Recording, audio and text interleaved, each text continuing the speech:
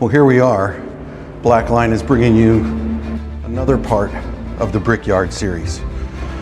In this part of the series, as we're here at the Indianapolis Motor Speedway, we talk with Tyrone Garrison, who is a part of managing all of the different trades and trade partners that work here. The people who are a part of bringing you the race on race day, the men and women who actually do the work. From plumbers to painters to HVAC to electricians, my personal favorite, to carpenters and beyond. They are part of what it is to operate the facility, make sure that things are ready for the racing capital of the world. So on that day when those over 300,000 people come here, this place is ready. And it's ready for the race, and it brings things together. And in this conversation, Tyrone and I want to elevate the view of the men and women who do the work, why the skilled trades matter, and how those trades bring to you a race like this, that you're able to enjoy and see the history of what brings this to us. So let's step up to the line. Episode 3 of the Brickyard Series.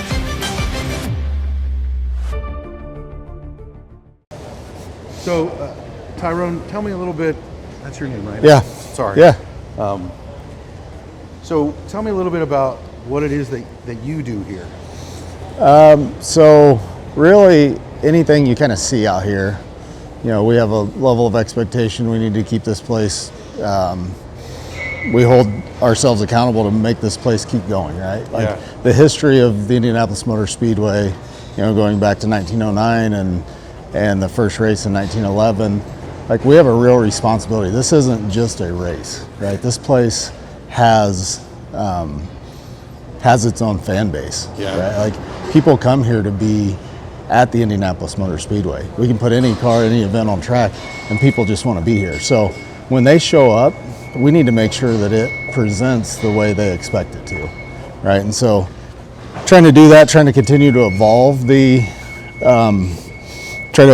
property and the place while still holding all those kind of historical, meaningful things. I mean, you go up in the stands, you talk to people, the stories are endless. I've been here, these are my family seats for 40 years, 50 years, 60 years, and it just goes on and on. Like, such a legacy. So for us to get to work here and have this as part of our kind of history and be tied into that is just, it's incredible. So, you know, you're gonna walk across here, the yard of bricks, and these are original bricks. You know, you talk about the Heritage Group and what they've done for paving. Well, in 1909, so these here, these were original bricks that have been recovered from the track. Wow. And then we placed them here, so the fans now get to interact with this, right? That's so pretty awesome. This is our kind of hub called Pagoda Plaza. Obviously the pagoda's above us, but this is the place where people get to come and like feel that history. And you're literally walking on bricks from 1911. So why do you think, Tyrone, why is that so important? Like, because it's a lot of money to invest in putting this here, that people can connect with that and what you guys are doing. Why is that such an important thing for you guys here? Well, it's, you know, everybody, you know, people want an anchor, right? Yeah. This is a community anchor for Indianapolis, for Indiana, for the Midwest, for the United States to a certain level, right? For our country. So if you were here in May and saw the 500, you're going to see all the pomp and circumstance. It's our chance to say thank you to the military, right? It's our chance to really bring these people in and show them off. So it really means something to you, doesn't it? Does. I can hear it. So, and it should. I mean, I personally believe that we live in the greatest country in the world. And when you talk about that, and even, I'm embarrassed that I didn't even know the history. I was researching it this past week. And to think the people that came together to build this, its origins and where it came from, and what it's done for our country, like the lives that we get to live today, which is a lot of what, you know, we're trying to do as Blackline, is lift the view of the men and women who do the work that get looked over or ignored. And people don't realize that we get to live how we live because of their work. And it's the military, it's the trades. You know, my dad was a union carpenter, right? And became a superintendent. So I kind of grew up around the trades, right? Yeah. And I look at the tradesmen as our most critical resource, Yeah. right? My job, I was a project manager for a general contractor, construction manager for almost 20 years. Wow. My job was to get the guys that actually did the work. I always say those guys are the guys that are doing what we need to like put it in place. They're the ones that are building that concrete wall or laying this asphalt or whatever. My job was to get them what they needed, information, material, Yeah. and then they had to do it, right? Yeah.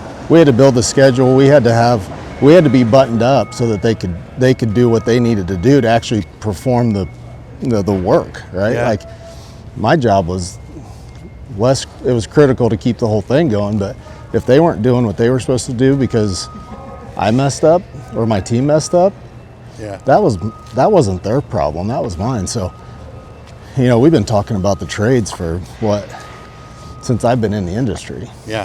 Well, and they touch Because- every industry that exists. Yeah, and everything we do here, right? You look around like steel, concrete, masonry, all the electronics and technology that go into this place.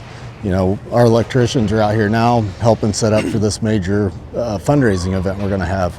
You know, they are the lead contractor on that. They're helping that group that throws that, put that on. And without them and without, you know, their input and their support, this thing wouldn't go. Yeah. Right? And it's just every part of our community is touched by trades, and we've got to start really telling the story of what a great path it can be Yeah. for certain kids. You know, I love the memes that show a giant project site and it's like ran by the kids that were sitting in the hall, right? Like that was me, right?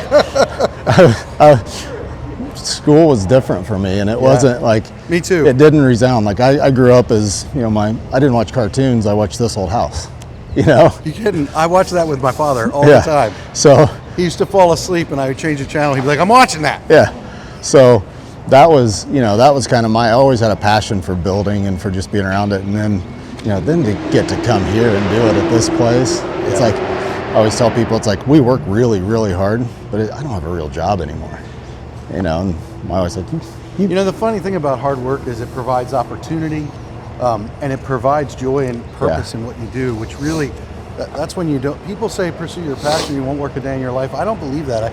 I think if you do the hard work, yep, you get the opportunity, and then, you know, because we're all going to have hard days, Yeah. but once you have that opportunity, well, then you get to be a part of what's going on and see things and yeah, enjoy it. yeah. So, And so if you look around here, you know, you see, you know, that's a group of electricians walking around. You see, so that's you my see trade. That's what I grew up doing. Yeah, yeah. I did a little bit of research too, so so, you know, we got the electricians doing their thing. We've got guys, you know, operators and guys doing structural work. And I just met with a structural contractor to look at some potential stand work we might do in the future. Wow. And you know, I called the structural engineer. Hey, I got this idea. Is there any big deal? And then I didn't bring him out.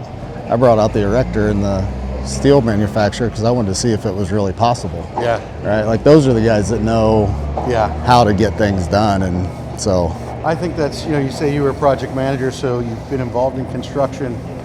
One of the things I've always found fascinating, and nothing against those who haven't, but when you work with an engineer or an architect who actually was in the field for a little while, you get to experience that knowledge of something that might work on paper, they already know doesn't work in real life. yeah, And that's pretty valuable. And if the best engineers and the best are the people that get out and actually see it in place and Yeah. and talk to the tradesmen that are out doing the work. You know, that the structural engineer I called, if I said, hey, I need you to come out, he'd be out here in a hurry, right? Like Yeah. he knows what he's doing. And we also have the loudest backup.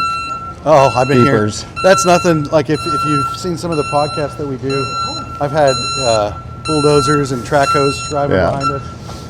My favorite was sitting in the job trailers when they're vibrating and the whole trailer would shake. Gasoline alley. So Yeah. I'm really a novice, like literally my first time here Yeah. at the track. So what? So let's give you a little Yeah. rundown of kind of what we're looking at. We'll start back here with the pagoda. That was built in 2000, opened in 2000. Based on his history of it is the original let's step over this scoring stand was a pagoda-shaped building. It's been through, I think, 3 or 4 renditions. We can go up, I'll take you up in pagoda. We'll show you some of the pictures we got of the history of it. But that was designed by a local architect. They said we want it to look like the old pagoda style that we had out here before. It was So there was something like that before? prior to that was a glass tower, basically, like Okay. a scoring tower. But before that was a old, like, pagoda shaped, almost like fair, what we would think of as like a county fair look, like shaped, like size to it, set there. Quite a bit of history behind that, and so they were able to replicate that exposed steel, really showing off the structure. I love that. Yeah, I love that. Like, you're not hiding anything. Yeah. I mean, like you were talking about electricians.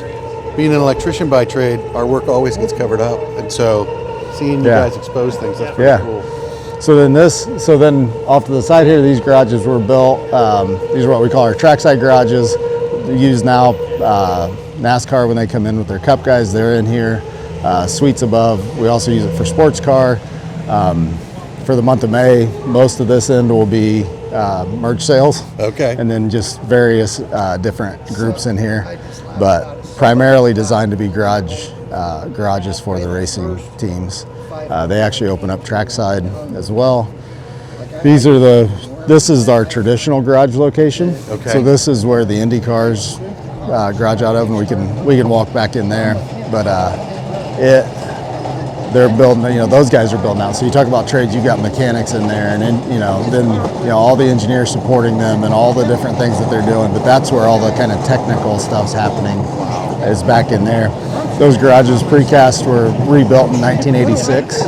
So they've been around for a minute now, but the old garages were That wood. quality craftsmanship, I mean, that's what this whole track seems to be about, is doing things right. Yeah. Like, in talking with him about how you guys are taking care of the asphalt and the track surfaces to make them last. Yeah. Did he tell you that they're out there with squeeze bottles on their hands and knees filling cracks? Because, so we don't want it to look like a Walmart parking lot, or maybe not Walmart, shopping center parking lot, right? Yeah. We want it to look like it should to put on the greatest spectacle in racing, the Indy 500, right? So we're going to go out there with squeeze bottles, and they bring out knee pads, and they're crawling around on the track with a ketchup bottle and some emulsion that Bill's come up with in his lab, right? And filling it in. I go to other racetracks and they're like, hey, we use this product or that product. I'm like, I use what Bill gives me. Heritage Group, right? They know this place, they know the mix that we're in with, and they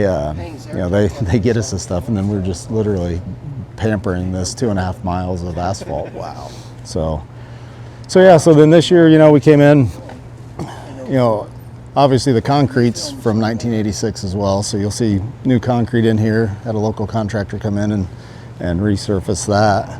I actually, one of my last jobs as a construction manager, I got to repave Gas Alley. So on race day, this area is backed up. So this is the hero, this is the hero walk, right? Okay. This is where the cars are getting rolled out, the drivers are walking through. With just a general admission ticket, you're right up on the line watching them walk by, and they've got their families with them. It's a really kind of a penultimate moment when they're heading out of the locker room. Yeah. Right? They're going out to the track to strap in and run 230 miles an hour with 32 other guys. Come on. It's crazy. It sounds amazing. Yeah. So this is it. This is the, and then they walk through here and. Yeah, so you'll walk out here. Are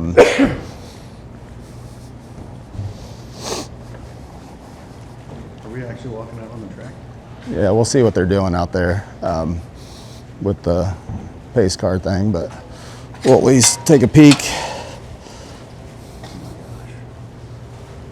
So this is the path, right? This is a path where for So we're doing the hero walk right now. over 100 years, people have been walking out here to go, test these cars and see what the limits are. I can't help myself. I'm fangirling here. Yeah, go for it.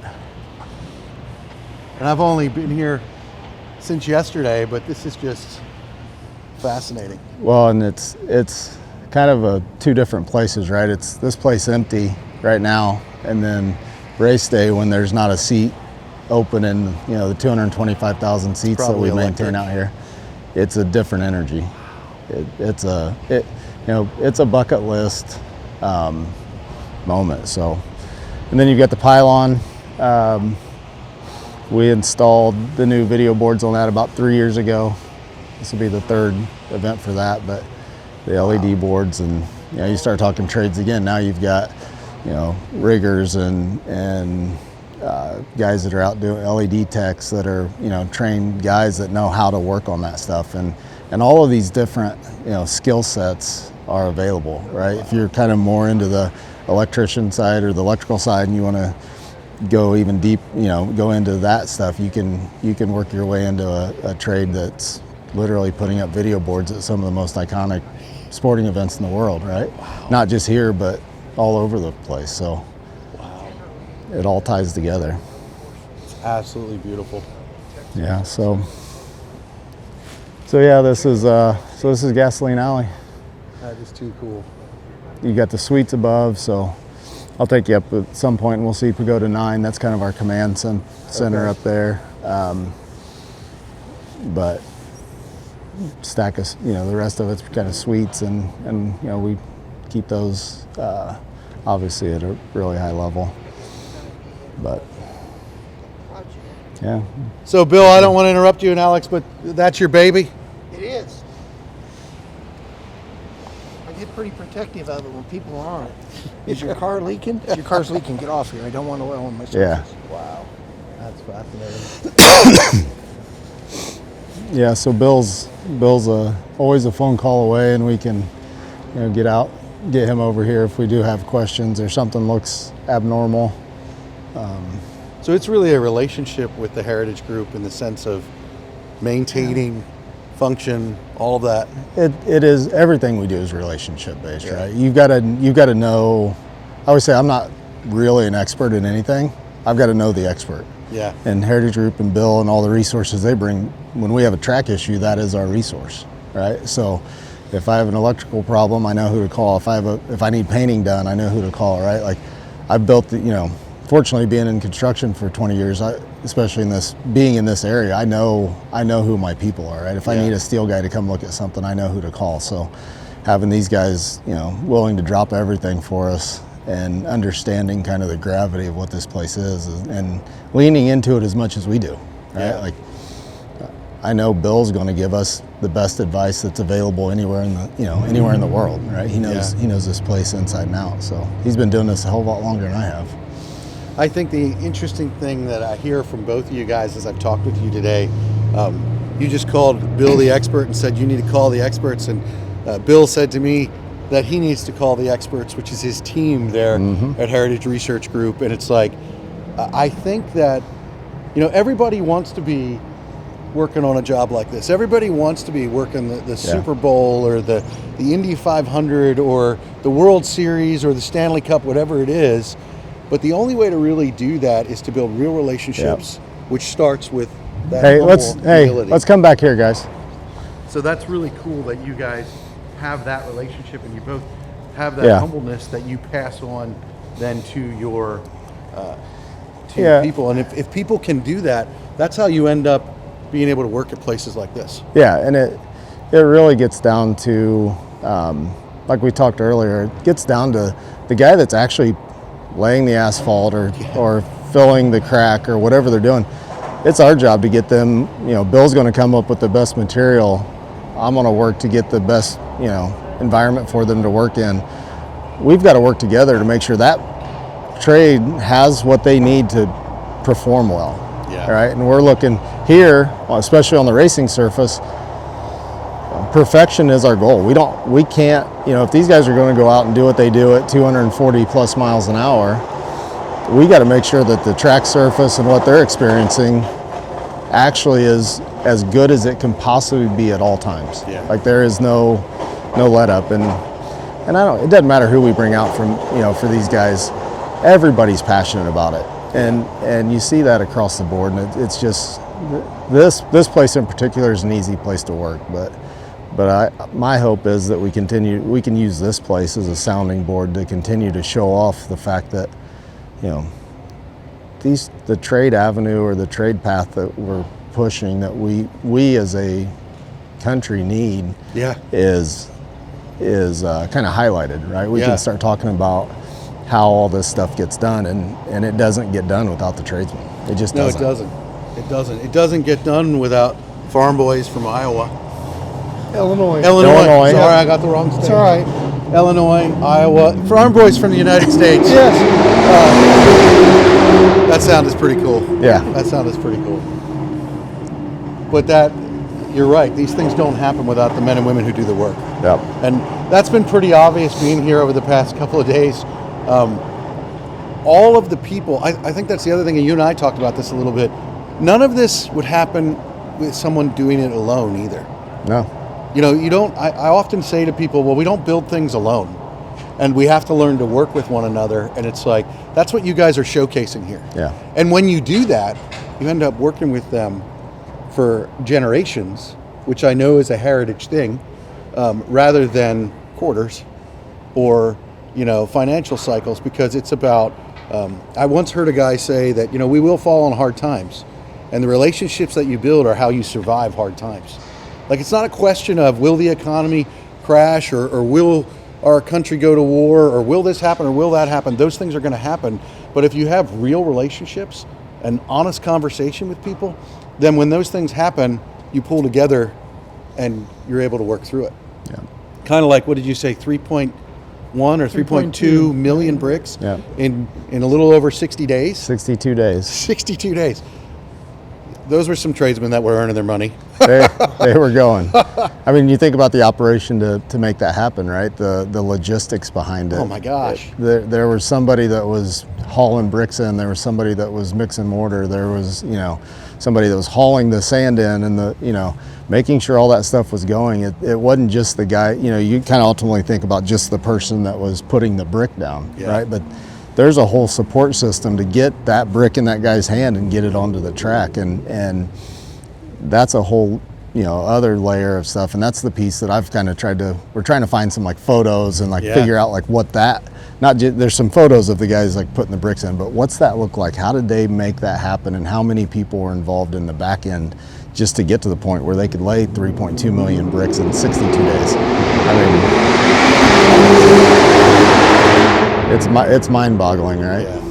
So, I really Yeah. appreciate you bringing us down here and showing us. yeah. No, that's no problem. Hopefully we didn't get you in trouble. I don't worry about that. They had a guy out with a level on the wall, so.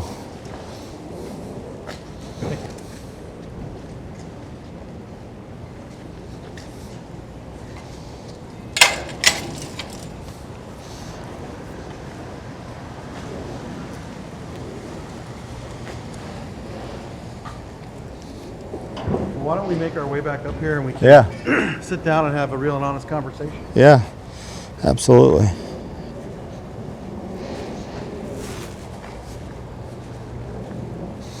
So how long have you been here, Tyrone?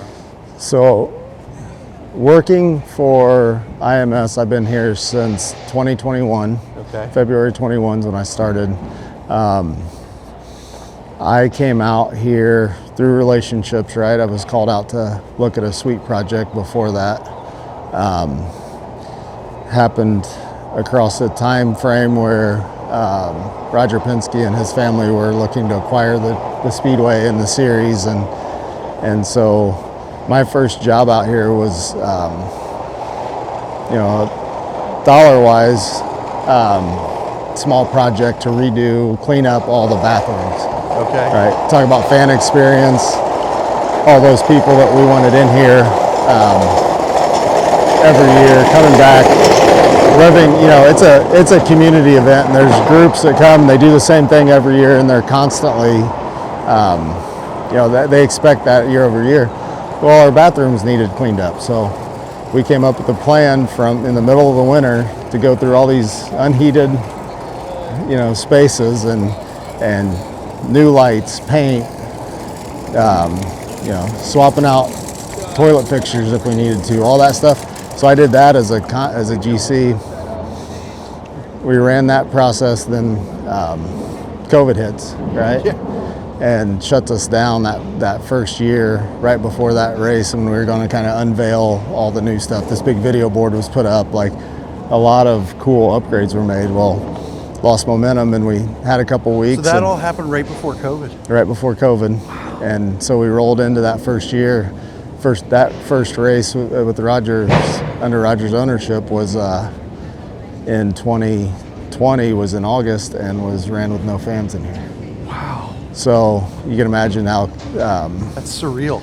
So we kind of stepped back for a couple weeks, and we said, all right, what else can we do? And we just kept going, and then in late 2020, they talked to our leadership group and said this position was open, and kind of moved me over from my old life. We can go up these steps. From my old life as a construction manager to helping the team through this. So it's been fascinating. Been here ever since, and still get to build stuff, still get to do all the stuff that I love to do, but doing it here is just feels different. I'm fascinated about how interesting that must have been for Roger and his team to take this over, and then COVID happens. The amount of fortitude that it would take to keep a forward focus when, like, that's something I'm actually honored to have lived through it, because the whole world shut down. Yeah. Like, we never would have imagined that anything like that would ever happen. Well, and you think back to those times when we were, I was managing this project and managing, the JW Hotel downtown, the remodel of all those rooms. I was doing a hotel at Purdue, and we pretty quickly got identified as essential employees, right? So all of these unknowns are going around, and we're still asking the tradesmen, and they're seeing the same news stories as everybody else, to come out and we didn't know what all this stuff meant at the time. They're still showing up for work. We're still doing the work. It was absolutely incredible, right? Like, to get through, and we kept most of those projects going through all this.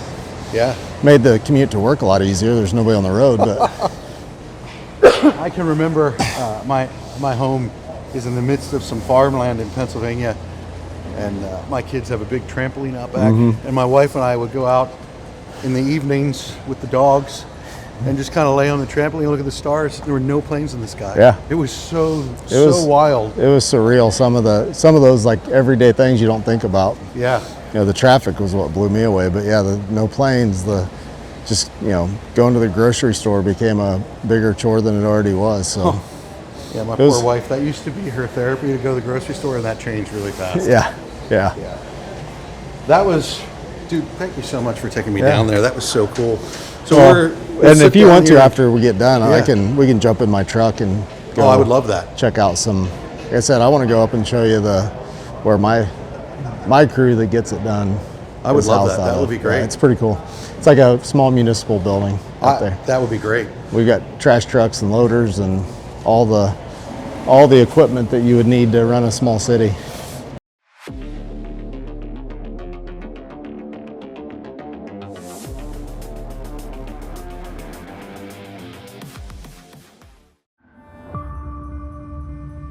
So I'm sitting here with Tyrone. What was your last name, Tyrone? Tyrone Garrison. Tyrone Garrison.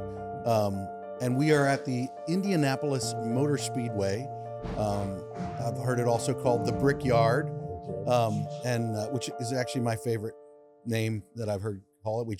We walked around, we went down to the track, and walked Gasoline Alley, and we did the Hero Walk, which I had to say was pretty BA. Yeah. So I really appreciate you giving us that opportunity, and I'm excited to see what you want to show me here later. But I really appreciate you stepping up to the line and being willing to sit down and have this conversation and talk about the trades with me and how they impact this place, because they clearly do. So yeah, it's everything we do, right? Yeah. Every piece of this has evolved through some tradesman out there actually putting that thing in place, whether it's having electrical service to a TV or the pavement on the track, or anything we do involves trades. Yeah. There's no other way to get this done, and to have this place 225,000 seats and concession stands and restrooms and everything that this place is Yeah. for 115 years started with tradesmen out here doing the work and prepping it for what is ultimately the greatest spectacle in racing, the Indy 500 and then all of the other events we do. You know, 130 days of on track activity a year, sometimes 130 more. days. 130 days we're on track. And in between those, as you've seen today, there's a whole lot of other things that are going on. You know, there's reveals and press conferences and other groups coming in to host their events. So it's a constant effort from our team and all of the trades that we bring in.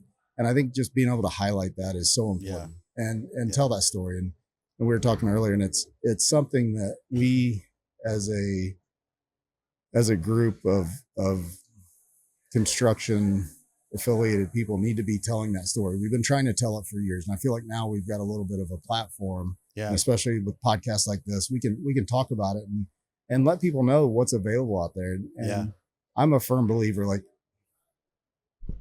people are built differently, right? And there's a place for everyone. My wife, for instance, is a teacher. Her brain thinks as a teacher. She knows how to develop lesson plans. She knows how to do that. I can't do that. Like, that's not my thing. I actually went to college to be a teacher, ended up here. Right. But, there's a story. Yeah. But there is my brain is more adept at building plans and working through logistics and helping develop people. And I think that's important, right? Like, let all avenues be available. And if you are a person that wants to be outside, wants to be working, wants to, see a project through, there's a pride that comes with, hey, I built that. I was part of that team. I did that, right? Like, I've driven around my whole life. My dad was a superintendent and came up through, as a union carpenter. Right. And I remember I still drive downtown, tell my kids, hey, Grandpa built that building, right? It's so cool. Like, that's part of it. Hey, I got to work on that. That was part, and that legacy. And then to be able to do that at the Indianapolis Motor Speedway, it's, it kind of blows me away. Like, I get to be part of the team that does this for a given period of time. There's been generations of people that have done that, right? The decades ago, there was a guy named Clarence Cagle. His grandson just retired a year ago. He was our plumbing shop foreman, right? Like, when we talk about generations, it is a real thing here. And it's a real thing in the trades. It's a real thing in our industry. And it's important that we highlight that and we don't lose sight of the fact that there's a really good path to a great life through the trades, right? Like, you can kind of be what you want to be. If you just want to stay in the field and do all that kind of stuff, it's available to you, right? But if you want to move your way up and become part of the management team, you can do that too. But hard work will continue to, get you to where you want to be. I 100% agree. I talk with a lot of executives, CEOs, founders, and I talk with the people who are actually doing the work as well. And it's like, but the ones that, we were walking around with the Heritage Research Group here, and these guys who play a huge part in your track, and they have for generations. And, just talking about realizing that hard work is what gets you to the boardroom, if that's where you want to be. Hard work will get you wherever it is that you want to go. Here you are living what I would say is kind of a dream job. It absolutely a dream job. It's so awesome, but that comes through hard work. And you came through the blue collar trade world, and it's like, our world doesn't exist without that. These races do not happen without the tradesmen and the tradeswomen. And it's interesting. We were talking earlier, and you said this, and I hope it's okay for me to say this. You got a little emotional, which I appreciate, because that means it's real. But it's like, right now, there are men and women defending our country and fighting for our freedoms as we live here in what I believe is the greatest country in the world. I mean, no doubt. And I am so honored and blessed. I recently read, my son loves statistics. I have 3 kids, and my oldest son is big into stats. And him and I were talking the other day, and I was struggling with hardship, struggling with life, and feeling like, man, it's really difficult. It's really this, it's really that. And he goes, you know, Dad, he goes, if you live in the United States, it's like you've won the lottery. And he said, it's something like there's a 3% chance that you would be born in the United States of America. And I was like, wow. And it hit me, especially when I look around the world at the things that are going on in other parts of the world. Like, you know, whether if you was talking with my business partner the other day and talking about the hardships of business. And I was like, well, I think it's harder to run a business in Ukraine right now than it is here in the United States. Yeah. And I was waiting to hear a horn today. That's the fastest time I've ever heard a horn stop. That's impressive. That's impressive. But the reality is, we are blessed to be here and be in this country. And, you know, you were talking earlier about the veterans and those who have gone before us. And the blue collar world and the trades.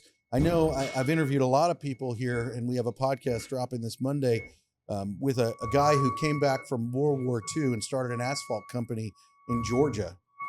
And he was a veteran and came back and just continued pouring into our country and into our people.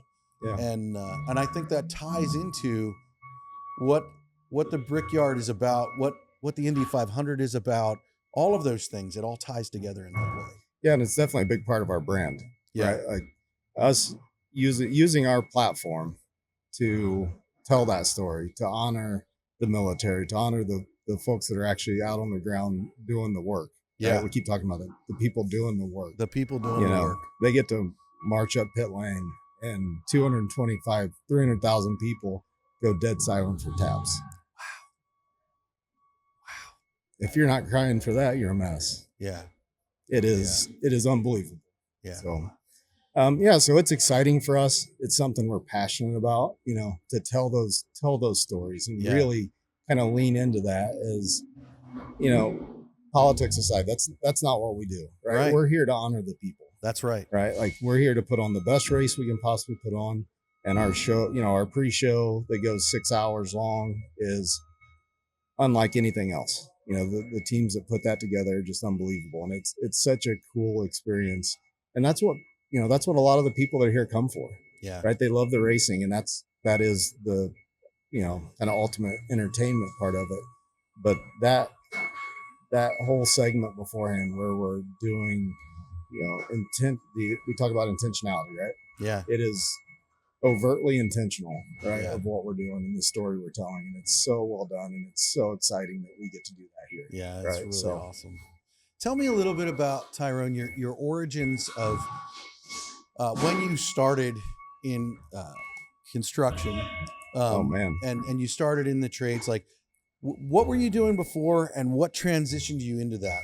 Well, I'm not sure. Let's see where to start here. So my grandfather and uncle were the small town HVAC guy and the plumber, right? Yeah. And so 6th, 7th grade, you know, my mom says, hey, Uncle Jerry's going, you know, wants you to come work for him. So I'm, you know, in 7th grade, all the other kids are going to the pool and swimming. I'm digging ditches. Yeah. Right. And learning how to solder copper and you know, sweating copper's becoming a lost art form. But I learned that when I was 11, 12 years old. Right. So, wow. So I got to do that. Got to, you know, my uncle is a very precise person, right? He's everything in his truck's in a perfect position. That way, you know, he learned about efficiency. I think you mentioned efficiency earlier, right? Like, how can you, like, you've got to turn over a bunch of jobs in a day to make that business go, right? So if it was, he's laying under a sink, it was, hey, go down to the driver's side, 3rd toolbox back, 2nd drawer up, grab these, you know, the channel locks or whatever was in there. And so I started off with that, you know, grew up, you know, out on a farm, kind of working on stuff and just, you know, learning how to, you know, handle tools and that, you know, that kind of first step. But then working from Uncle Jerry kind of got me into it. And then after I graduated high school, I was going to college. And in the summers, my dad was running big drywall and framing and drywall jobs. So I got to go out and work with him in the field as a laborer. I mean, being a laborer for one for your dad, right? Like, Yeah. the- That's my experience. You so. learn not to. You don't ever sit down. You barely get lunch, right? Yeah. Like everybody else is eating lunch, and you're getting called out to set up the rest of the I day. didn't know that break time was a thing until I got a job. Yeah. Not with my dad. Yeah, it doesn't exist. So that was that's where I learned my love for the big commercial job sites. Yeah. Like I just love it. Yeah, There's me an too. energy to them that just yeah. like gets you going, and the smells and the visuals and the guys. I mean, the guys that are out, the guys and gals that are out there is they're fun people. Yeah. And they're interesting people, and there's some of the smartest people I've ever been around have been carpenters and plumbers and electricians, and the amount of kind of data they can take in and just process immediately. Like, oh, we've got to run this, trim, and it's these angles, and the geometry is just working in their head. Yeah. Right. But maybe when they're in school, math didn't work for them because sitting at a desk and doing that didn't work. But man, put them on a job site and it just opens it up. And I could name names all day long of these people that were just amazing. And then you go sit and, as I kind of evolved through that and decided after college or part of the way through college that I didn't want to be a teacher, right? Because that didn't fit kind of who I was as a person. Fortunate enough to have a gentleman that I'd known for a long time that had recently purchased a kitchen equipment company and doing, kitchen equipment in schools and hospitals and restaurants and that. So kind of took my first real job as a project manager for him. Yeah. I'd work the summer, a couple, like I'd go do odd jobs for him throughout the school year to make ends meet through college. And so I just kind of fell into that. Yeah. And fell into that through hard work and relationships and knowing people, but did that for a couple of years. That ended up transitioning into a construction management role with a local contractor here, Shield Sexton, that is, that I stuck with for the most part, until I came out here. Wow. And, that their whole company was about building relationships. Yeah. I mean, the thing I used to brag about when I worked there was for several years in a row, we were the company that was picked by the local contractors, by the contractors as the preferred contractor to work for. Right. Wow. And so like all your specialty contractors, all your different trades, they get to vote, right? And that's a big deal. And it was a huge deal. And it goes to those relationships and how you treat people and what's important to you and your core values. And if you don't have those relationships and have that team, especially in the position we were in, like we had some self-performance trades, but for the most part, we were reliant on other companies and other tradesmen to get the work put in place. Yeah. So you had to know those people and you had to treat them fairly. Wouldn't say you always had to be best friends or, there were always conflicts. Yeah. But at the end of the day, you had to know that they had to know that they could trust you and you could trust them. Right. Well, you're married, right? Very much. Okay. Yeah. So then that conflict is a part of relationship. Yeah. It doesn't mean that you end the relationship.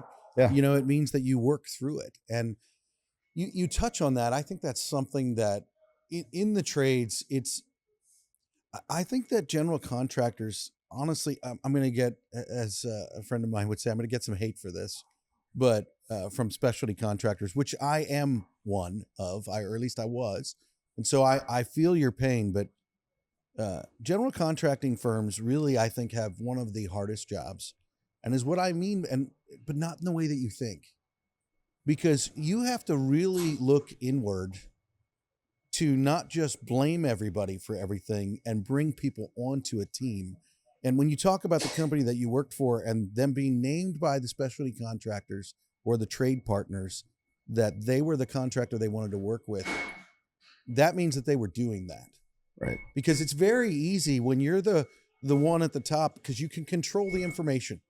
You can control, it's super easy. Like you can control the information that you look like you know what you're doing and blame everyone else.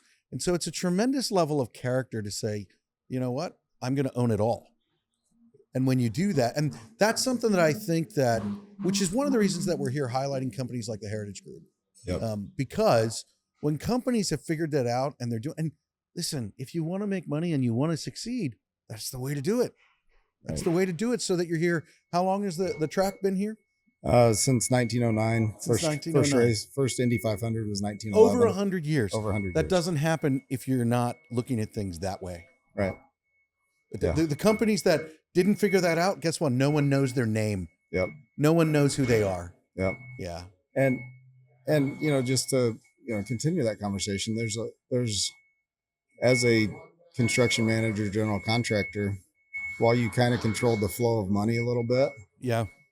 that doesn't really get you very far, right? Like, you're speaking to all my old wounds. What I always said for our guys is our job is to connect all the dots. Yeah. The new guys that come in and, oh, this isn't perfect, or the architect could be better, this contractor. So guys, our job as a construction manager was to deal with all of that. Yeah. If the owner could make all the decisions on time, if the architect could then take that information and design a perfect building, and then the contractors could just show up and do the work, that we're not needed. Yeah. Our position is to deal with all the stuff that is wrong and make sure we've got it right. And we're giving them the information. Our job is to support them in it. And in this position, right, my job is to make sure that my team ultimately has all of the information that they need, that we've got the right processes in place, that we're doing what we need to do to be prepared. So then ultimately, when we give the list of stuff to do to Louie and Charlie, or Adrian for plumbing, or Dave for HVAC, or our electrical contractors, Jamie and his team, whoever it is, Tony and the painters, they've got to be able to go perform. Yeah. Right. But they are the people, we're a support network. Yeah. As managers, we have to support them to get what they need. They're the ones actually doing the work.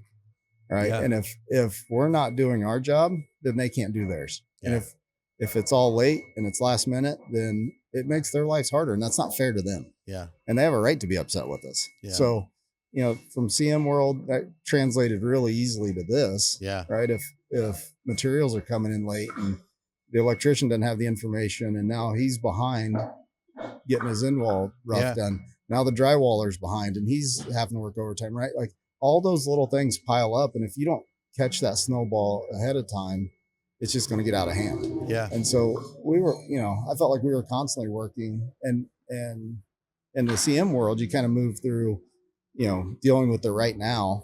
Yeah. And as you move along in your career, you if you're dealing with the right now, you got a problem. Yeah. Like, if there's a right now problem, you might have to go in and address it, but you better get back out and be looking at what's coming 6 months from now. Yeah. Right. Like, 100%. we talked COVID earlier, and I'll never forget, because we were doing a lot of hotel work, and there was a lot of shipments coming over from overseas of furniture and stuff that the owner was buying. You're doing hotel work in the midst of COVID. Wow. And I remember I saw a news report, and I'm like, guys, I sent an email to all of our project managers, and I said, hey, I don't know what's going on, but if you've got any shipments coming from overseas, there's this weird virus that's happening, and it's shutting down some regions where we may have some manufacturing happening. Little did you know. Little did I know that, a few weeks later, it was shutting down the whole world. So, it's just being in that position where you've built your team up, where, they can go out and do their work. Yeah. And they don't need you to be there every second of the day. And that's what I take a bunch of, the most pride in, is seeing my team just doing what they're supposed to do. Right. Yeah. Like, doing their thing and evolving the systems and really leaning into making things more efficient and better. And that all leads to, an easier work life. It lets you balance work life, right? Yeah. Like, let you get home to your kids and go see a softball game or a baseball game, or make it to their banquet or whatever they're doing. Like, that stuff's important. Yeah. It's as important as anything we do. And if we're doing our jobs, then they should have that opportunity. Agreed. Right. And it makes the trades and everything that is involved in that easy, an easier path forward for them too. So. Absolutely. I think the fascinating thing about what you're talking about is just how important it is to work together and to own those things. It's like, and you're never going to get an opportunity like this without that hard work and without working with a team of people. Because if there's one thing that I can say related to what you're talking about, the contractors who nominated the company that you work for, there were a lot of companies that they didn't nominate, and that doesn't mean they didn't work for them, but you can't build. People eventually catch on. Eventually, they catch on, and that affects things. So I always ask people this question: what is something that you work with, a tool or a piece of gear that you need and you can't live without?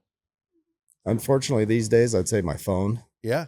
Yeah. I mean, it is the constant by my side thing that I've got to have because I understand. It's not my favorite tool to work with. Yeah. Right. I'd rather have my tape measure and my Well, hammer. and I see this is kind of awesome. You literally have your tape measure on you right now. Yeah. I mean, I was meeting with a steel contractor to look at some potential work in the stands. And so, yeah, if you don't have your tape, there's a whole lot of questions that you can't answer. So, yeah.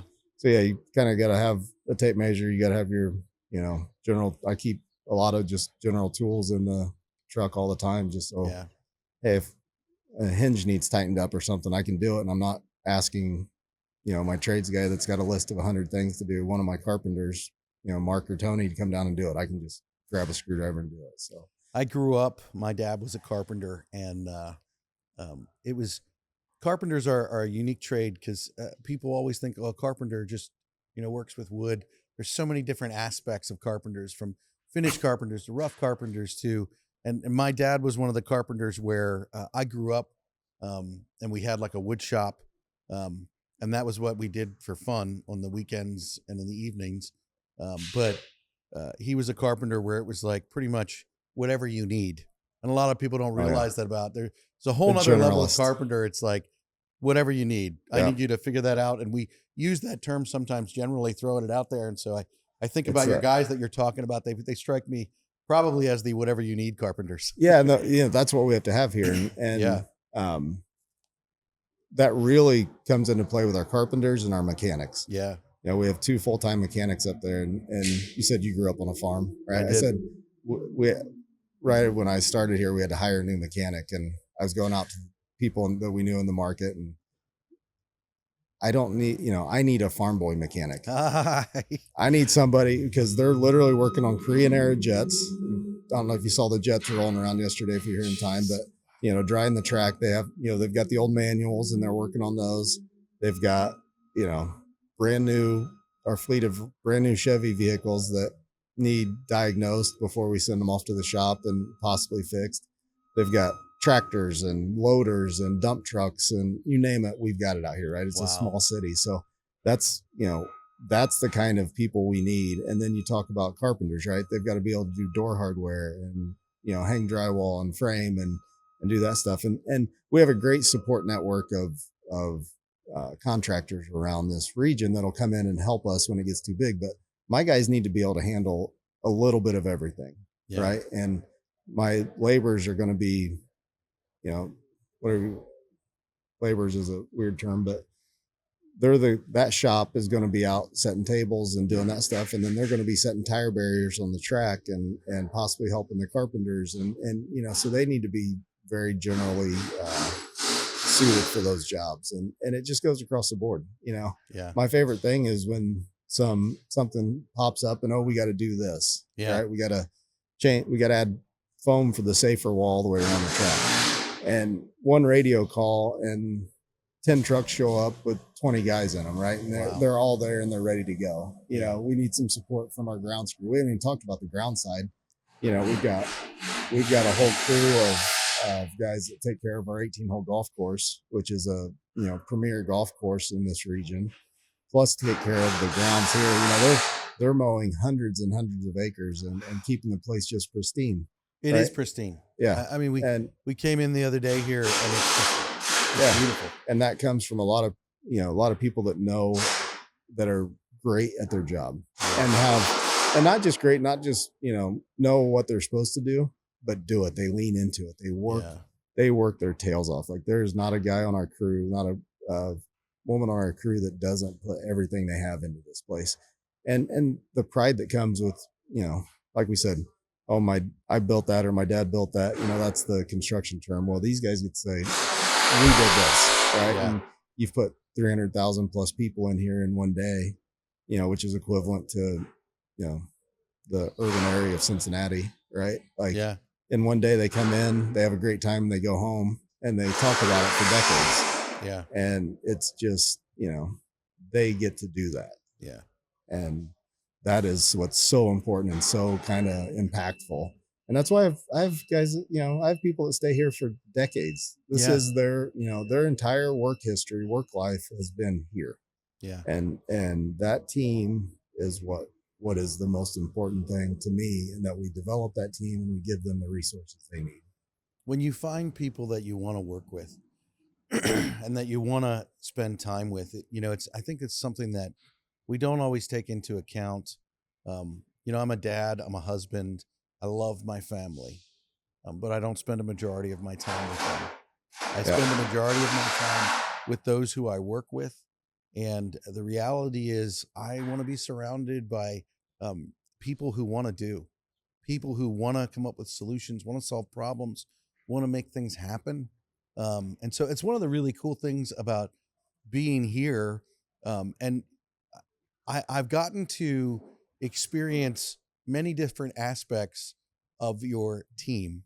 From when we walked in the door, Susie getting us situated, helping us get things laid out, walking through things, from when we came through the gate, and the older gentleman there looking at our pass and guiding us to where, because he wouldn't have told us where to go. Like, we'd have no idea where to go. And just like one thing after another of the people that you work with, it's pretty clear that you have a pretty awesome team here, which is what you want. Yeah. And top to bottom, right? I mean, you're talking about, what are lovingly called the yellow shirts here, right? They are, they're always in yellow. And if you're a fan here, to go to them, they will get you where you need to be.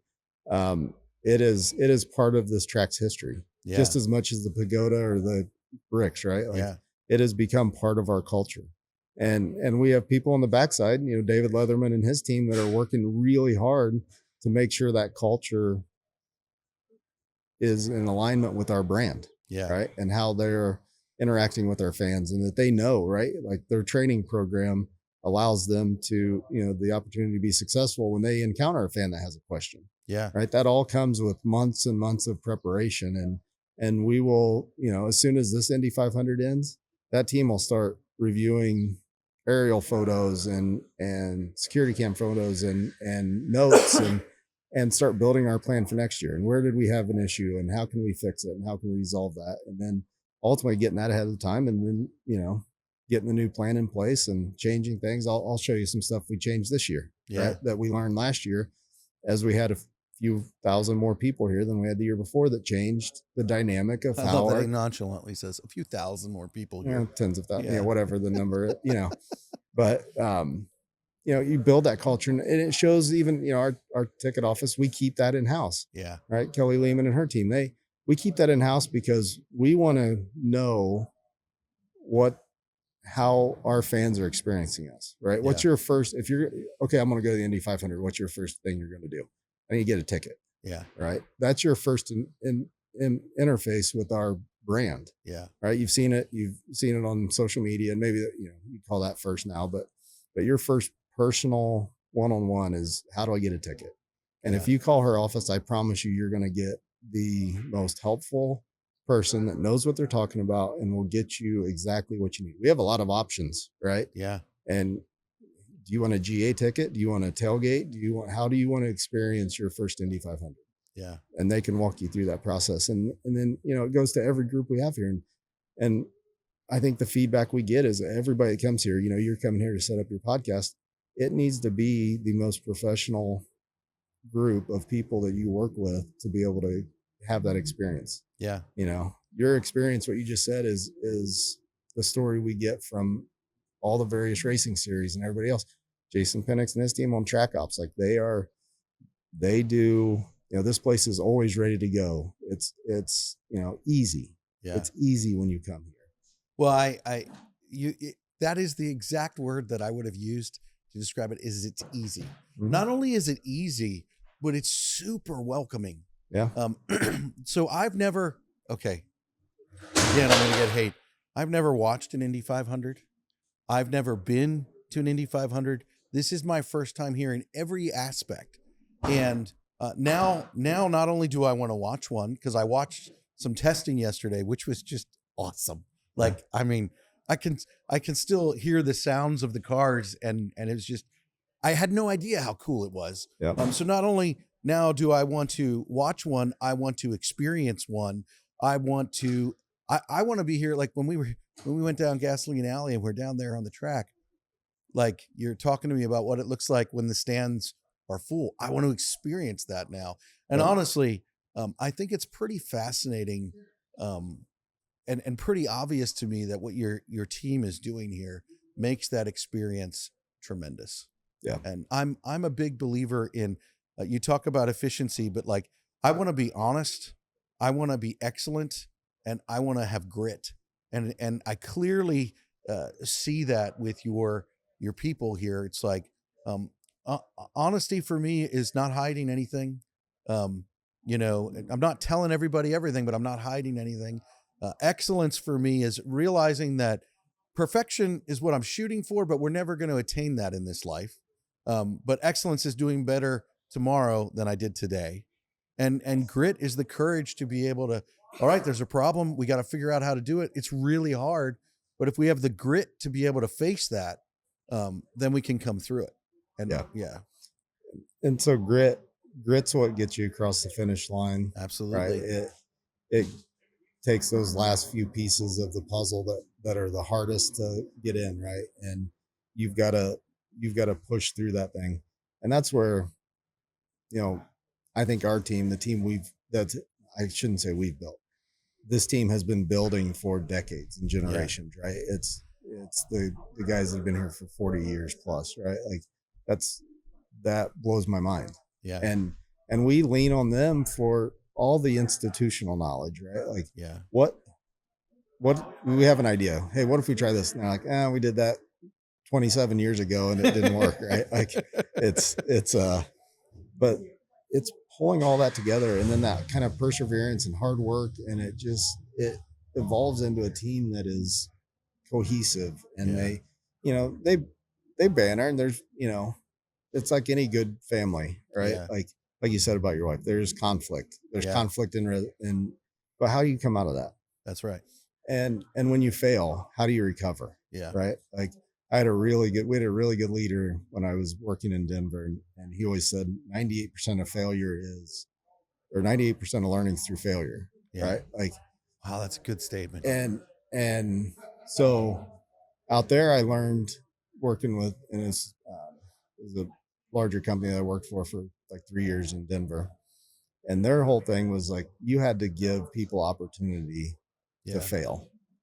And it was a very intentional process. And in failure, it's not fail to the point where they sink, right? Like you can't sink the ship, but you have to give them enough leeway to make decisions and move forward. And that really changed my perspective on how we build teams, and really changed the mindset on how do we add to a team, right? So that's the important thing here now, is how do we add to this team? How do we keep this evolving and bring in the right people that have the right mindset? And, you know, you look at a resume and it may have, you know, an entire skill set that just blows you away, but then you meet the person, you're like, this isn't the right fit. Yeah. You know, they've asked this question, that doesn't work for our culture. Yeah. This person, while the resume is there, is, you know, a little more limited in their, call it technical knowledge, experience, but man, they're a great culture fit. Yeah. And I will hire that person every day. Right. Yeah. Like that is, they're going to come in, they're going to work hard. They're going to lean into our group and our team, and, you know, it pays off. And then those people make the system better. And my job is to make sure that all those people have everything they need to and are thinking about stuff if they're in the grinder, right? They're trying to, right now we're sitting here, we're in the middle of the grinder. Yeah. I can take an hour and a half or whatever out of my day and sit and talk to you because my team's dialed. Yeah. Yeah. I've got the best people, you know, I've got some of the best event operators in the country getting set up for this. You can't put 300,000 plus people in here and not have those people. Yeah. right? It's about the Pat and Casey and Jono and Gabe and these guys that are doing that planning and communicating and ultimately getting, we sat through a good hour meeting this morning. All right, how are we balancing? What's the remaining workload to get from now until gates open for the GP? Yeah. We're setting up for this huge fundraising event right now. At the same time, we're prepping for our first on track racing, our actual first gates open racing event. How are we balancing that? What's the workload? Where do we need to supplement with some of our contractors? You go back to relationships, it's like, oh, well, we can't have Louie and Charlie and Brian in 4 different areas. Right. So, okay, let's supplement this. We got as far as we could on that. Now let's bring in, Mike's team to come in and help them finish. Yeah. One call and they show up, right? And Yeah. oh, we can't get this concrete patch. We found it, came through a brutal winter, right? And so call Brian and he'll show up with his crew and get it patched, right? Like those relationships and knowing you can lean on those people. Yeah. That's how you get it done. It's what it's about. And so, and that helps our guys too, right? It was just a release of tension, right? They know what they've got to do, and I've got to make sure they have what they need to do it. Yeah. So agreed. They're to me, my field guys, my tradesmen are our most important asset. Yeah. Without them, none of this stuff could happen. I think that tradespeople in general are the most important asset of our culture. AI, technology, all of these things, none of it works without the men and women who do the work. And, just to be clear on what a skilled trade is, it is a task or something that you put the effort in to learn how to do. And you're not learning how to do that in a book. You're not learning how to do that in a lab, and not that you don't learn things in those places, but a skilled trade is about doing the work. And when you do the work, you learn.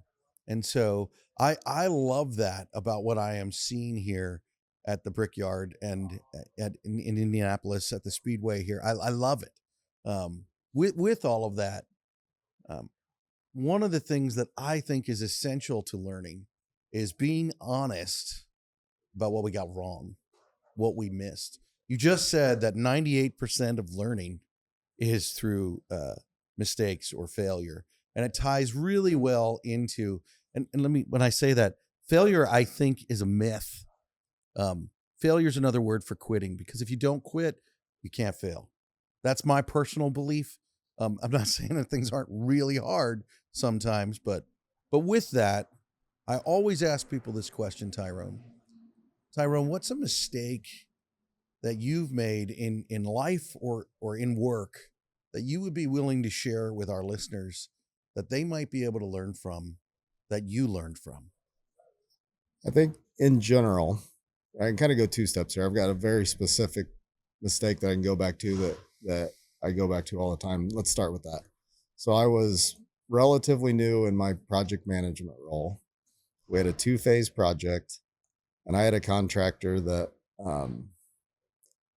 was doing the kitchen equipment. Yeah. That was my background. That's where I started in my professional career. Phase 1, knocked it out of the park. I'd verified everything. We'd met. We'd gone through. Phase 2, some things had changed. Yeah. I didn't recognize it. I didn't follow up. I didn't actually dig in and make sure that they were bringing the material that they needed to bring. Well, day of install happens. Guy disappeared. Didn't show up. Now I've got a whole campus of students. Wow. That I have to set up a temporary food service system for, because Ouch. I didn't follow up. Ouch. Right? I didn't check the box. I didn't make sure that he was still doing. Trust but verify. Yeah. Right. Like this guy he was a 10 times better project managing kitchen equipment than I was in my couple years of doing it. Yeah. Nailed it on the first one. I'm like, this guy's golden. I don't need to worry about that. Yeah. Learned the hard way that no matter how close or how much trust you have with somebody, just check that extra box, make the extra phone call, go see the equipment, check, just make that final, do that little extra that takes 10 minutes to do and move forward. I think generally my thing, I grew up around, construction world. Tone. Oh man, that's good. And I one of my biggest failures. I struggle with tone. Yeah. And when I'm talking to people, and I have very high expectations, especially I have to really watch it with our team, because I truly believe we have some of the best, like we have the best fit for almost every position we have here. Wow. Right. And when they don't do what they're supposed to do, my tone is off a lot of times. And that's something I really have to work on. And because I know how important they are. And when my tone is off, they don't know that I know how important they are. Yeah. Right. I'm not treating them fairly. It communicates something that you don't want communicated. Yeah. And it's just an in the moment thing. And so I think everyone has I shouldn't say everyone. In our world, it's a very driven, hard, and just being aware of that is something that as I've matured, as I've grown, and as I've experienced more, that's probably the biggest thing that I've failed at consistently. I love that. It's probably one of the best ones. I ask this question a lot. And maybe it's just because I identify with it, because it's my mistake too. Because tone is so dangerous. Because you're communicating something that you do not want to communicate at all. And you don't even realize it. And if you've grown up in the trades, in the generations that I have, which I think we both have, tone, there was not an effort. Like, I've learned that tone, but I need to unlearn it. And recently I just experienced that personally. So I have 3 kids, and I realized that through just talking with different people and getting different perspectives, I realized that I was in this conversation with my daughter, and I realized, kind of like I was almost outside of the conversation, that my tone was off, because I looked at her face and I'm like, wow, I don't want to be this honest, but she was almost in tears. And I was like, I'm not even mad at her. I'm not even frustrated with her. And the day before or whatever, and on my phone of all places, I saw this thing online, and this guy, it was a meme, and this guy was talking with his wife, and he said this phrase, which I think has fundamentally, if you work on one of my teams, or you are one of my kids or my wife, you have heard this in the past 6 months. But it has fundamentally changed my perspective in tone and how I communicate. And I saw this guy in this video online, and he said to his wife, and he was extremely frustrated at his situation, just like I was with my daughter in this particular situation. And he stopped himself, and he said to his wife, he goes, let me be really clear. I'm not frustrated with you. I'm frustrated at the situation. And he took the moment to stop himself and to say that. And so there I was, and I saw the triggers on my daughter's face, and I was like, sweetheart, Dad's not frustrated with you. I'm frustrated at the situation. And then it was like, it snapped something in me just saying that to her. Then I was able to totally change my tone, because my tone before, and it kind of is the difference between reacting or responding. And it's like, when we react, we're not in control of our tone. We're not in control of anything when we react. But when we respond, that means we've taken a breath, and so I love that we've taken a breath. We've looked at the situation, and then we're able to deal with it. If you're reacting, you're actually not dealing with anything. You might even be making it worse. I've done that. Right.